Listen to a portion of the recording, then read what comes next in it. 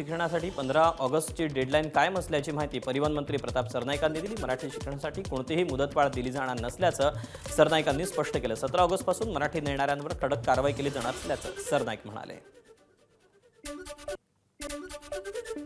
यंदाच्या गणेशोत्सवाच्या नियोजनासाठी मुंबईतील सर्व गणेशोत्सव मंडळांच्या प्रतिनिधींची संयुक्त बैठक आयोजित करण्यात आली। ही बैठक 11 ऑगस्टला होणार आहे। यामध्ये उत्सवाची तयारी, सुरक्षा व्यवस्था, वाहतूक आणि इतर महत्त्वाच्या मुद्द्यांवर चर्चा केली जाणार असल्याचं मंत्री मंगल प्रभात लोढा यांनी सर्व मंडळातील पदाधिकारी आणि सदस्यांना या बैठकीला उपस्थित राहण्याचं आवाहन केलेलं आहे।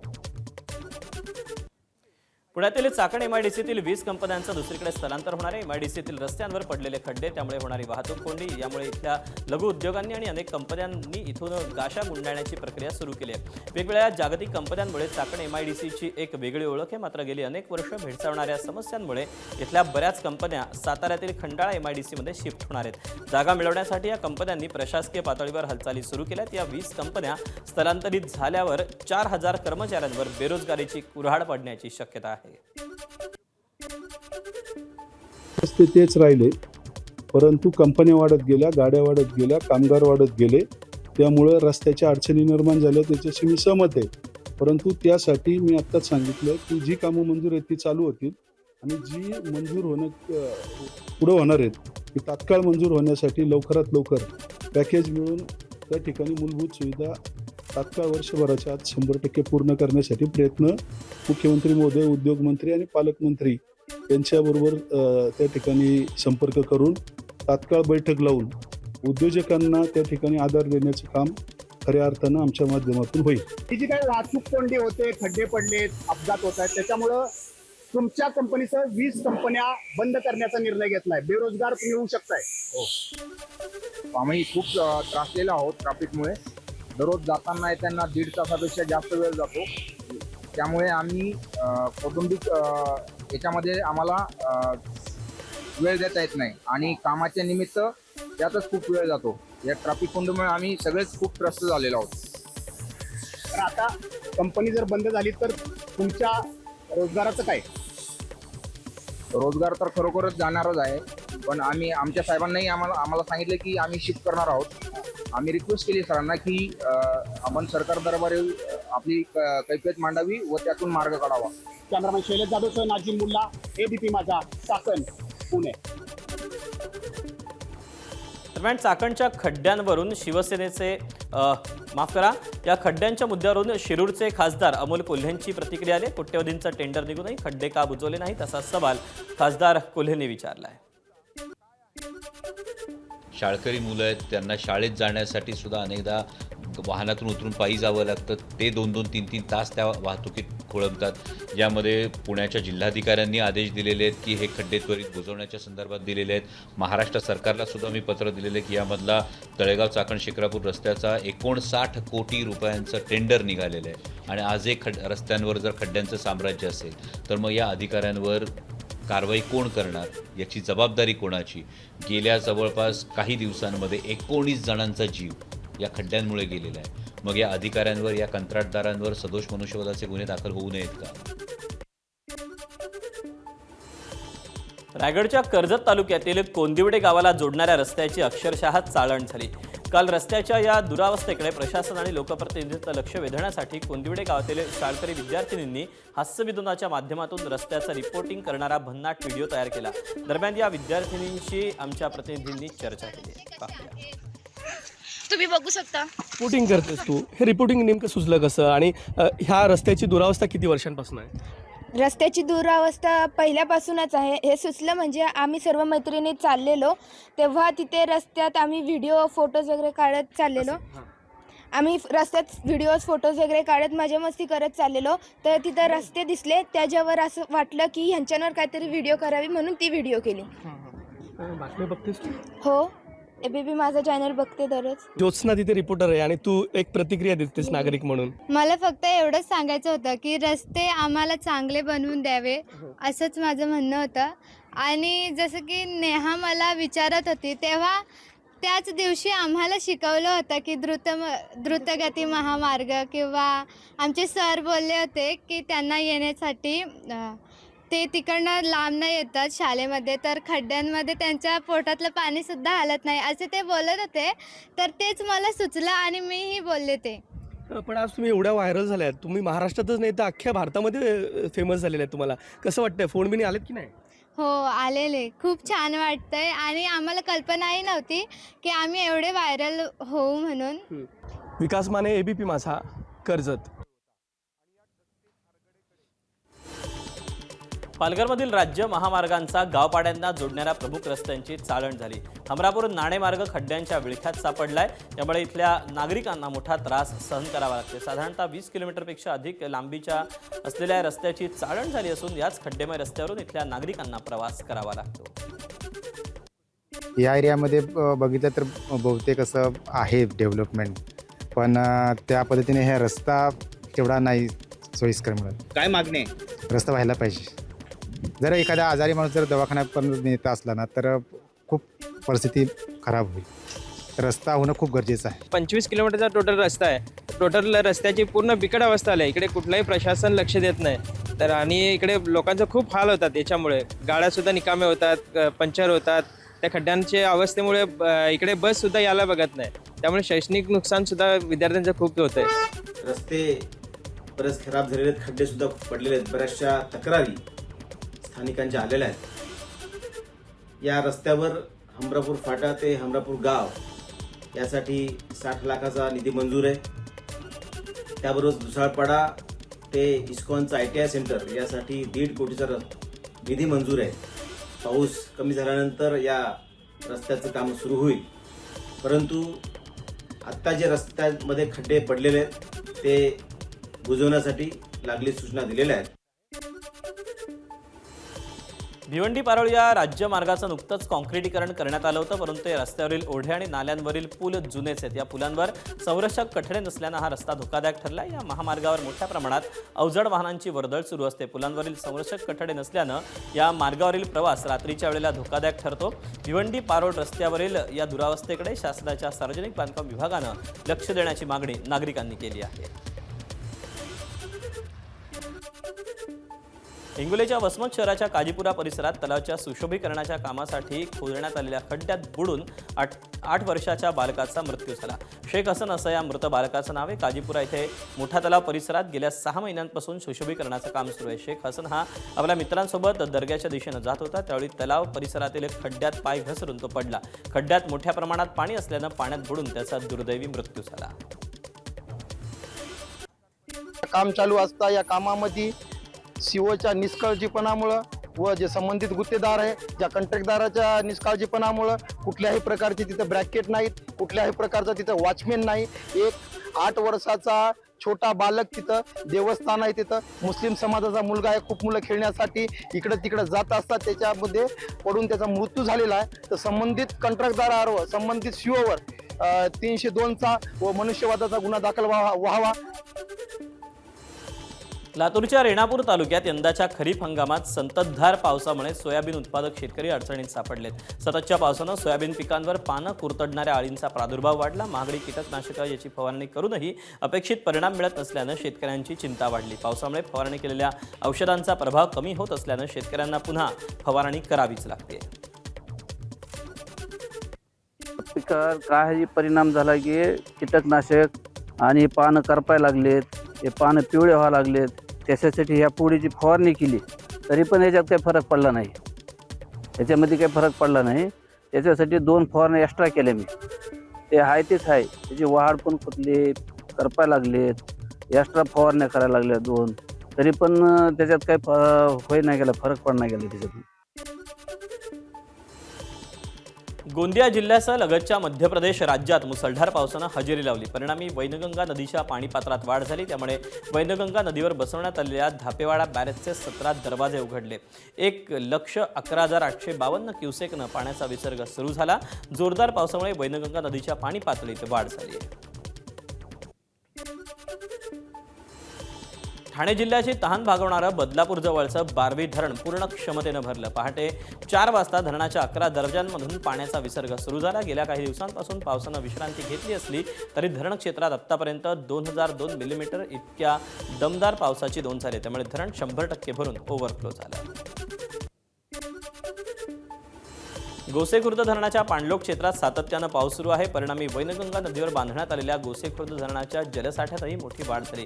धरणाचा जलसाठा नियंत्रित राहावा यासाठी धरण प्रशासनानं धरणातून मोठ्या प्रमाणात विसर्ग सुरू केला. धरण प्रशासनानं गोसेखुर्द धरणाचे सर्व 33 दरवाजे अर्धा मीटरनं उघडले. धरणातून सध्या 1,36,919 प्रतिसेकंद वेगानं विसर्ग करण्यात येतोय.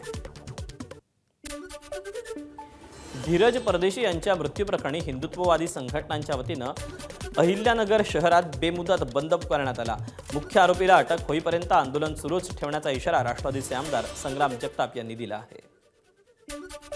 यामध्ये मुख्य आरोपी वेगळे आहेत, याच्यामध्ये घडून आणणारे लोक वेगळे आहेत की याच्यामध्ये सुरुवातीपासून, कारण ते 1.5 वाजता त्या परिसरात गेलेत आणि घटना 4च्या नंतर घडलेली, म्हणजे 3-3 तासाचं त्यामध्ये अंतर आहे. त्यामुळे सगळा भाग संशयास्पद आहे. प्रमुख मागणी आमची व त्या कुटुंबात सुद्धा आहे की त्यांचे घरं जे आहेत ते इलिगल आहेत.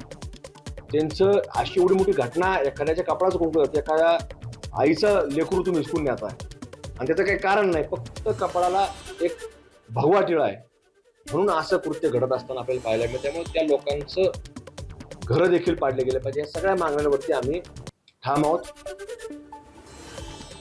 अहिल्यानगर मनपाचे कंत्राटी कर्मचारी धीरज परदेशी यांच्या हत्येच्या निषेधार्थ अहिल्यानगर महापालिका कर्मचारी युनियननं बेमुदत काम बंद आंदोलन सुरू केलं. धीरज परदेशी यांना न्याय मिळत नाही तोपर्यंत आंदोलन सुरूच राहील असा इशारा कर्मचारी युनियननं दिला. महापालिकेच्या पाणी पुरवठा विभाग वगळता इतर सेवा बंद असल्याचं कर्मचाऱ्यांनी सांगितलं. धीरज परदेशी प्रकरणात आणखी आरोपी असल्याचंही कर्मचाऱ्यांचं म्हणणं आहे. अहिल्यानगरमध्ये महापालिका कर्मचारी युनियननं बेमुदत काम बंद आंदोलन सुरू केलं. मनपाचे कंत्राटी कर्मचारी धीरज परदेशी यांच्या हत्येच्या निषेधार्थ बेमुदत काम बंद आंदोलन सुरू केल्यानं मनपा आयुक्तांना स्वतः महापालिकेचा दरवाजा उघडण्याची वेळ आली. बंद पुकारल्यानं मनपा कर्मचाऱ्यांनी गेट उघडलेच नव्हतं. दरम्यान आयुक्त हे कार्यालयात आल्यानंतर त्यांनीच स्वतः गेट उघडून पालिकेत प्रवेश केला. अहिल्यानगर मनपाचे कंत्राटी कर्मचारी धीरज परदेशी यांच्या मृत्यूप्रकरणी 5 आरोपींना 15 तारखेपर्यंत पोलीस कोठडी सुनावली. रात्री उशिरा आरोपींना अहिल्यानगरच्या जिल्हा सत्र न्यायालयात मोठ्या पोलीस बंदोबस्तात हजर करण्यात आलं होतं. धीरज परदेशी हा अहिल्यानगर शहरातील मुकुंदनगर या मुस्लिम बहुल परिसरात काम करत असताना त्याला जमाव काढून अज्ञात कारणानं मारहाण करण्यात आली. त्यात त्याचा मृत्यू झाला. अहिल्यानगर महापालिकेचे कंत्राटी कर्मचारी धीरज परदेशी यांच्या मृत्यूनंतर हिंदुत्ववादी संघटना आक्रमक झाल्या. या घटनेच्या निषेधार्थ पाथर्डी शहर बंदची हाक देण्यात आली होती. याला व्यापारी आणि नागरिकांनी प्रतिसाद देत पाथर्डी शहरात कडकडीत बंद पाळला. यावेळी शेवगार रोड इथून हिंदुत्ववादी संघटनांच्या कार्यकर्त्यांनी मोटरसायकल रॅली काढली होती. अहिल्यानगर महापालिकेच्या विद्युत विभागातील कंत्राटी कर्मचारी धीरज परदेशींवर हल्ला करणाऱ्या आरोपींच्या घरावर बुलडोझर कारवाई होण्याची शक्यता आहे. नागरदेवळे ग्रामपंचायतीनं आरोपी मुस्तकेम सय्यद, मेहराज सय्यद आणि सिराज सय्यद यांच्या घरावर नोटीस लावली असून आरोपींचं हे घर अतिक्रमण असल्याचं नोटिशीत म्हटलं. हिंदुत्ववादी संघटना आणि आमदार संग्राम जगताप तसंच आमदार अक्षय कर्डिले यांनी आरोपींच्या घरावर बुलडोझर चालवावा अशी मागणी केली होती. आता ती पूर्ण होण्याच्या दिशेनं प्रशासन पाऊल टाकतंय. अमरावतीच्या अर्जुन नगर परिसरात तलाठ्याच्या घराबाहेर गोळीबार झाला. तलाठी विपुल ठाकरेंच्या घराबाहेर रात्री गोळीबार झाला. विपुल ठाकरे निलंबित तलाठी असून सध्या फरार आहे. विपुल ठाकरेंच्या घराच्या दिशेनं 2 गोळ्या झाडल्याची घटना घडली. पोलीस आयुक्त राकेश ओलांनी रात्रीच घटनास्थळाची पाहणी केली तर दुचाकी घेऊन गोळीबार करणारे 2 हल्लेखोर हे सीसीटीव्ही कॅमेऱ्यात टिपले गेले.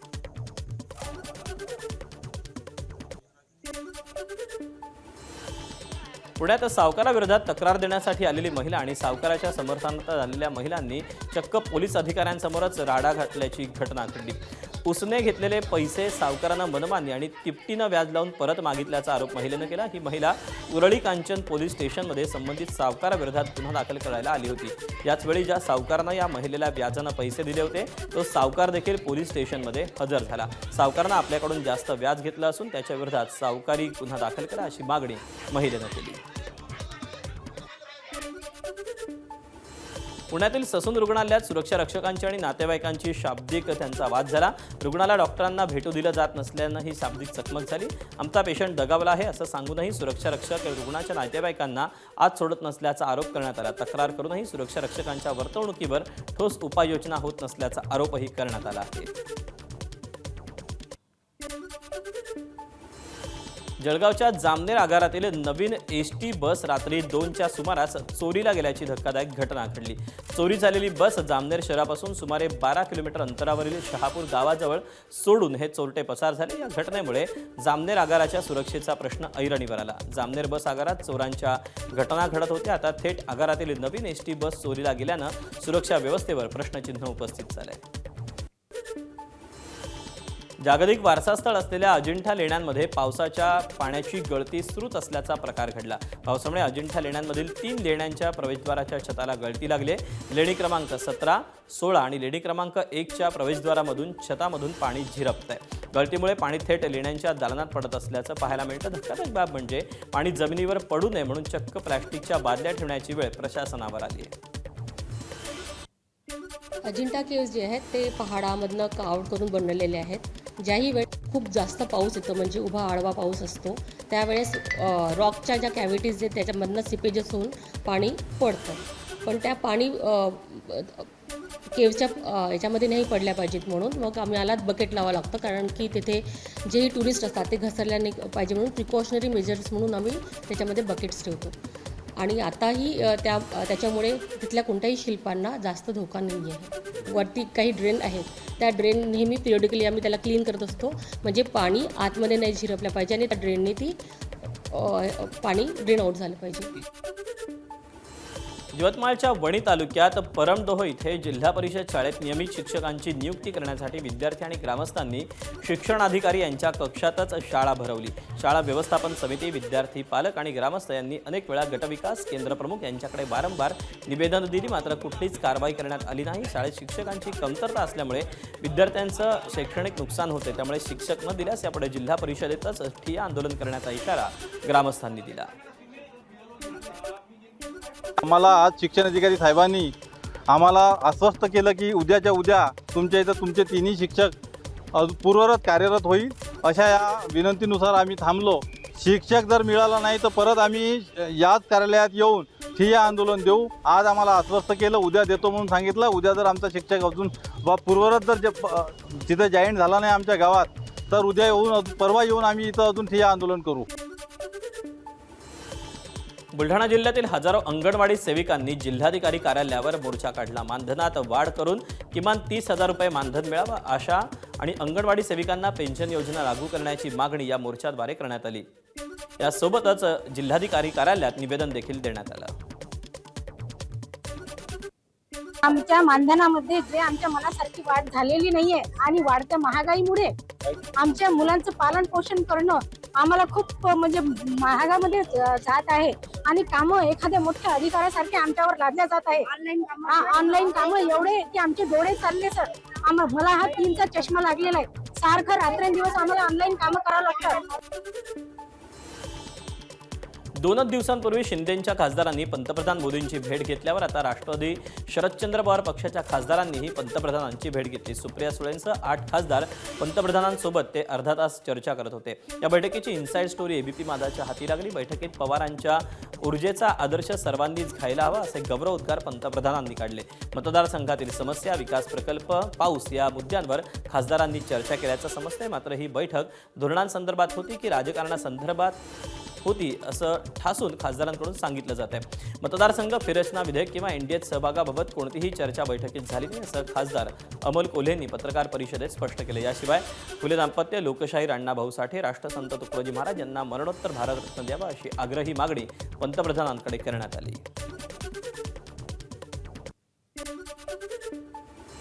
आज बैठकीला मी स्वतः होतो आणि या बैठकीमध्ये जे झाले ते मी तुम्हाला सांगतोय.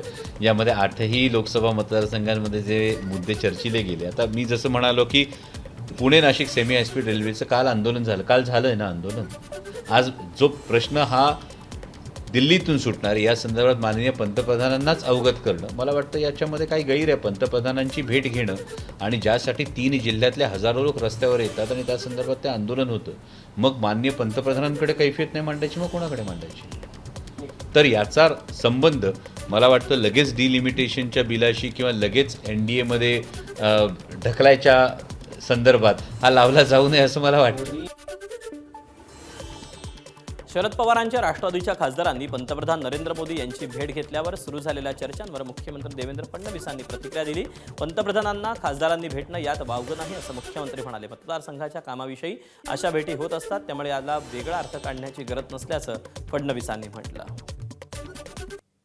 चांगली गोष्ट आहे. पंतप्रधान हे देशाचे असतात, ते कुठल्या पक्षाचे नसतात. त्यांना भेटायला जाणं यामध्ये काही वावगं आहे असं मला वाटत नाही. मी देखील मुख्यमंत्री आहे. अनेक विरोधी पक्षाचे लोक मला भेटत असतात, त्यांची कामं सांगत असतात. त्यामुळे मला असं वाटतं की कुठल्याही वेगळ्या दृष्टीने याच्याकडे पाहण्याचं कारण नाही आहे. ते त्या ठिकाणी गेले आहेत, ही अतिशय किंवा जाणार असतील तर अतिशय चांगली गोष्ट आहे. शिवसेनेच्या खासदारांच्या पक्षांतर प्रकरणाची सुनावणी सर्वोच्च न्यायालयात झाली. मागील सुनावणीत सर्वोच्च न्यायालयानं लोकसभा अध्यक्ष आणि 6 खासदारांना नोटीस बजावली होती. मात्र लोकसभा अध्यक्षांनी अद्याप आपलं म्हणणं न्यायालयात सादर केलेलं नाही. आजच्या सुनावणीत अध्यक्ष आणि काही खासदारांच्या वतीनं वेळ वाढवून मागण्यात आला. त्यानुसार सर्वोच्च न्यायालयाने प्रकरणाची पुढील सुनावणी 2 आठवड्यांनी ठेवली आहे. पक्षांतर प्रकरणी लोकसभा अध्यक्षांच्या भूमिकेकडे आता सर्वांचं लक्ष लागलं आहे.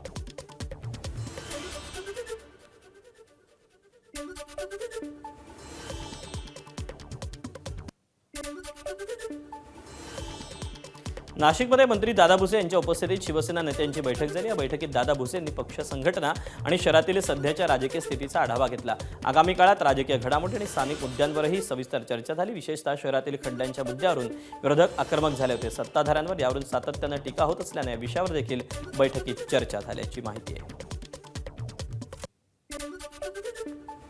नागपुरात all India trade union Congress म्हणजेच एटकच्या वतीनं जोरदार आंदोलन करण्यात आलं. संविधान चौकाजवळ आंदोलकांनी रस्ता अडवून घोषणाबाजी केली होती. यावेळी अंगणवाडी सेविका आणि महिला कामगारांनी जेलभर आंदोलन केलं. केंद्राच्या कामगार विरोधी धोरणांविरोधात हे आंदोलन करण्यात आलं.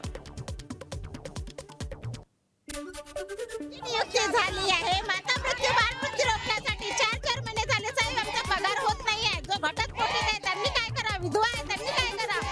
5 महिन्याचा पगार नव्हते. आम्ही निराधार महिला आम्ही काय खाणार आहोत. आमच्या बालबच्च्याचं एज्युकेशन करा आणि रात दिवसाचं आमच्या सरकार काम करते, अत्याचार करून राहिला हा सरकार. महाराष्ट्रामध्ये सगळ्या महिला वर्कर काम करत आहेत. त्यांना फक्त चॉकलेट देऊन सरकार हे करा. जो सरकार निकम्मी है वो सरकार बदलनी है.